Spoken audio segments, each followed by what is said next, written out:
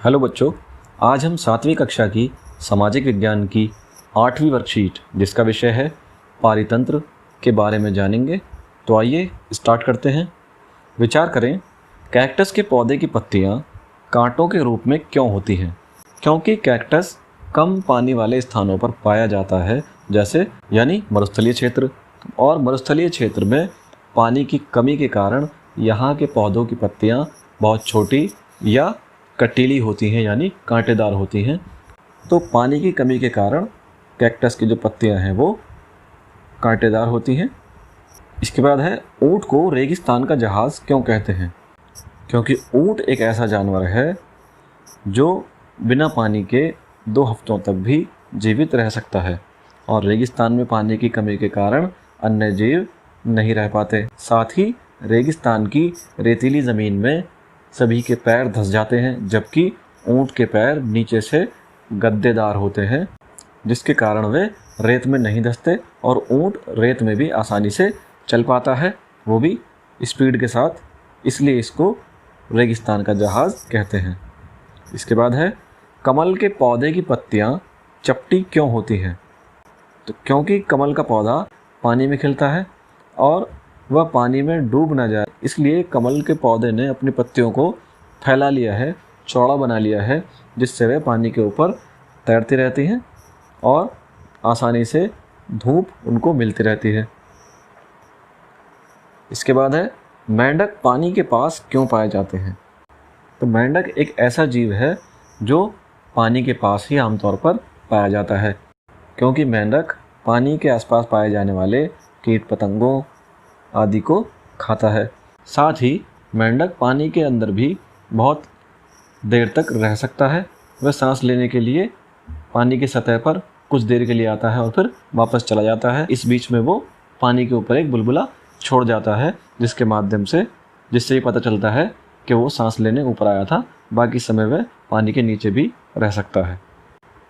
इसके बाद है, तटीय क्षेत्रों में रहने वाले लोगों के भोजन का मुख्य भाग मछली क्यों है?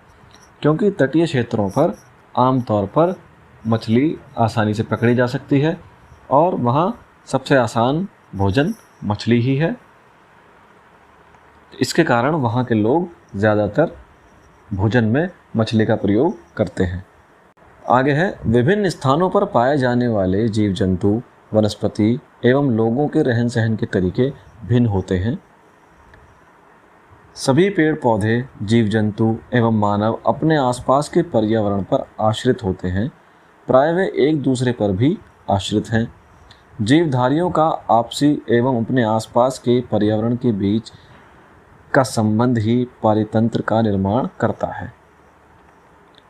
यानी अलग अलग स्थानों पर अलग अलग प्रकार के जंतु, अलग अलग प्रकार के वनस्पति यानी पेड़ पौधे, और यहाँ तक कि लोगों का रहन सहन भी अलग अलग स्थानों पर अलग अलग होता है। लेकिन सभी पेड़ पौधे, जीव जंतु, यहाँ तक कि मानव, ये सब पर्यावरण पर ही आश्रित हैं, यानी इनकी आवश्यकताएं पर्यावरण से ही पूरी होती हैं। जैसे पेड़ पौधे मिट्टी में उगते हैं, उनको पानी चाहिए, उनको धूप चाहिए, तो पानी, धूप, मिट्टी ये सभी पर्यावरण में उपलब्ध है। साथ ही जीव जंतु यानी सभी जानवर, यहाँ तक कि मानव, इनको भी भोजन पर्यावरण से ही मिलता है। हालांकि पर्यावरण के सभी जीव जंतु, पादप, मानव ये सब भी एक दूसरे पर किसी न किसी रूप से आश्रित हैं। जैसे घास, पेड़ पौधे, तो अनेक जानवर पेड़ पौधों की पत्तियाँ, घास ये सब खाते हैं, और कुछ मांसाहारी जानवर अन्य शाकाहारी जानवरों को खाते हैं। इसी प्रकार से मनुष्य अनेक फसलों से अनाज प्राप्त करता है और पर्यावरण में मिलने वाले अनेक जंतुओं का शिकार करके उनका मांस भी खाता है, जैसे मछली, मुर्गा। तो ये सभी चीज़ें एक दूसरे पर आश्रित हैं। इसको एक और उदाहरण से समझते हैं।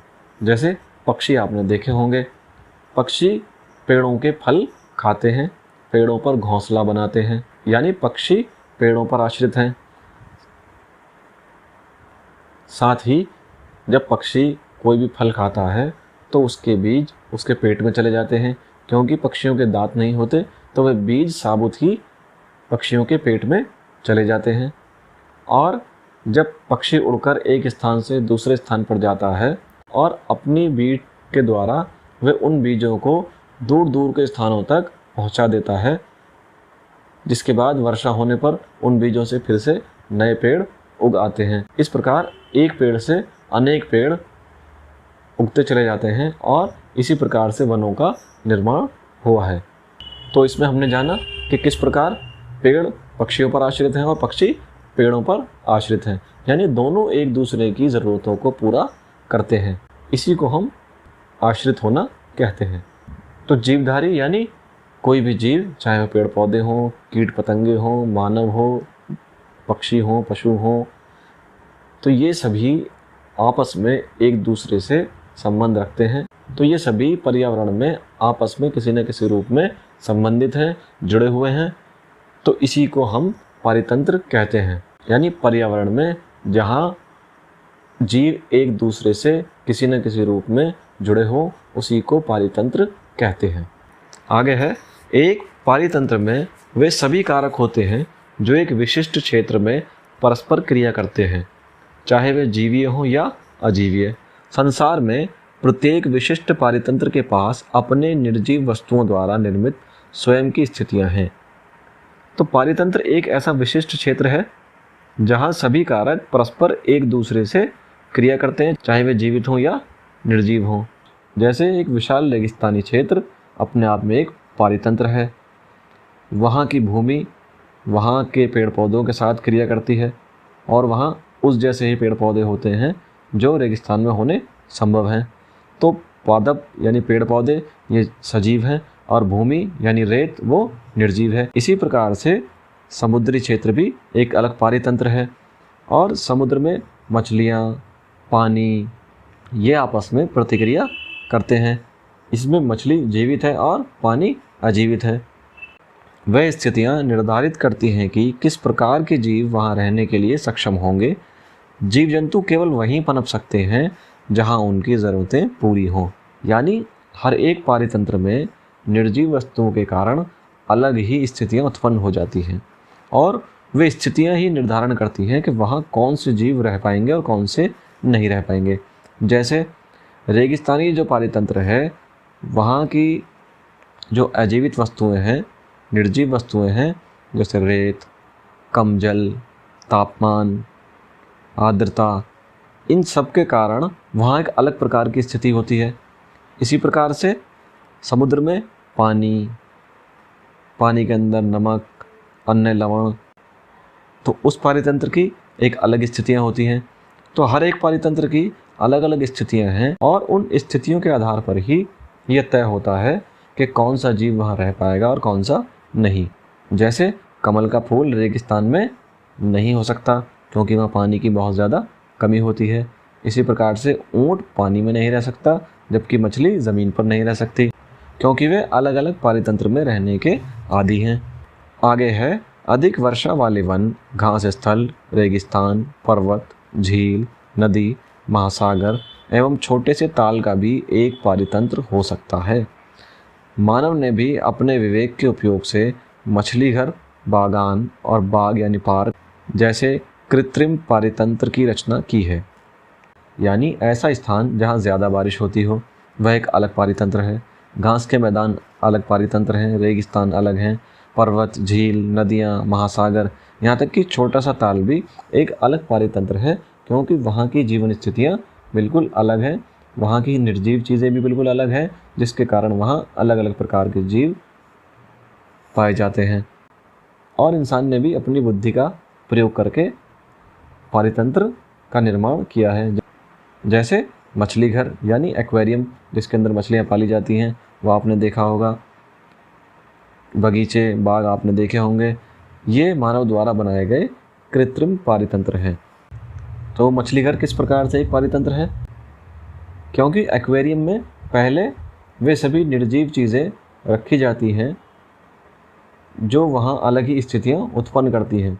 जैसे एक्वेरियम आपने देखा होगा, उसमें पानी, अनेक प्रकार के पत्थर को बनाए रखने के लिए उसमें बुलबुले छोड़ने वाली एक मशीन आपने देखी होगी। इसके अलावा उसमें आपने पानी को गर्म में ठंडा करने के लिए हीटर भी देखे होंगे। तो वहाँ मानव ने कृत्रिम स्थितियाँ पैदा की हैं, जिसके बाद उसमें सजीव चीज़ें जैसे मछलियाँ और जलीय पौधे लगाए जाते हैं और वे पौधे तथा मछलियाँ अपनी आवश्यकताओं की पूर्ति उसी एक्वेरियम के अंदर करती हैं। हाँ, ये ज़रूर है कि मछलियों को भोजन देने के लिए अलग से दाना डालना पड़ता है, क्योंकि एक्वेरियम के अंदर की जो स्थितियाँ हैं वो मानव ने कृत्रिम रूप से यानी स्वयं बनाई हैं। तो ये भी एक मानव निर्मित पारितंत्र का उदाहरण है। आगे है पारितंत्र वह तंत्र जिसमें समस्त जीवधारी आपस में एक दूसरे के साथ तथा पर्यावरण के उन भौतिक एवं रासायनिक कारकों के साथ परस्पर क्रिया करते हैं जिसमें वे निवास करते हैं। ये सब ऊर्जा और पदार्थ के स्थानांतरण द्वारा संबद्ध है। यानी पारितंत्र एक ऐसा सिस्टम है जिसमें सभी जीव एक दूसरे के साथ और पर्यावरण के भौतिक और रासायनिक तत्वों के साथ परस्पर क्रिया करते हैं, यानी एक दूसरे की आवश्यकताओं को पूरा करते हैं जिसमें वे रह रहे होते हैं। और ये सब ऊर्जा और पदार्थों का स्थानांतरण है, यानी ये सब ऊर्जा स्थानांतरण और पदार्थ के स्थानांतरण द्वारा संबंधित है। जैसे मिट्टी से केंचुआ पैदा हुआ, केंचुए को छिपकली खा गई, तो मिट्टी से ऊर्जा प्राप्त करके एक केंचुए ने जन्म लिया और वे बड़ा हुआ। इसके बाद केंचुए को छिपकली खा गई, तो केंचुए से ऊर्जा प्राप्त कर छिपकली ने अपनी आवश्यकता को पूरा किया। उसके बाद छिपकली को सांप ने खा लिया, तो सांप ने छिपकली से पेट भर के छिपकली से ऊर्जा प्राप्त की। इसके बाद हो सकता है सांप को मोर खा ले, चील खा ले, तो चील या मोर अपना पेट भर के उससे ऊर्जा प्राप्त करते हैं। तो ऊर्जा इसी प्रकार से स्थानांतरित होती रहती है। तो आइए अब इसके प्रश्नों की ओर चलते हैं। निम्नलिखित प्रश्नों के उत्तर दीजिए। पारितंत्र कैसे बनता है? तो जीवों के आपसी और अपने आसपास के पर्यावरण के बीच संबंध से ही पारितंत्र बनता है। दूसरा प्रश्न है, इनमें से कौन सा प्राकृतिक पारितंत्र नहीं है? मरुस्थल, पार्क, वन या समुद्र? तो पार्क जो है वो मानव निर्मित होते हैं, तो ये प्राकृतिक पारितंत्र नहीं है, ये कृत्रिम पारितंत्र का एक उदाहरण है। तीसरा प्रश्न है, दिए हुए संकेतों की सहायता से पारितंत्र को पहचानिए। संकेत हैं पर्वत, मरुस्थल, वन व तालाब।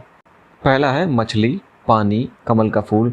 तो ये कौन से पारितंत्र में जीवित रह सकते हैं? क्या मछली हमें पर्वत पर मिलेगी? नहीं। मरुस्थल में मिलेगी? नहीं। जंगल में मिलेगी? नहीं। तो तालाब वो पारितंत्र है जिसमें मछली, पानी, कमल का फूल आदि जीवित रह सकते हैं। दूसरा है रेत, ऊंट, कैक्टस का पौधा। तो रेत, ऊंट, कैक्टस का पौधा ये सभी मरुस्थल पारितंत्र में मिलते हैं।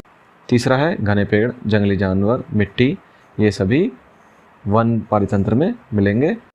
चौथा है शंकुधारी वृक्ष, भेड़, बर्फ, तो ये सभी पर्वत पारितंत्र में पाए जाते हैं। धन्यवाद। और वीडियोस देखने के लिए इस चैनल को सब्सक्राइब करें।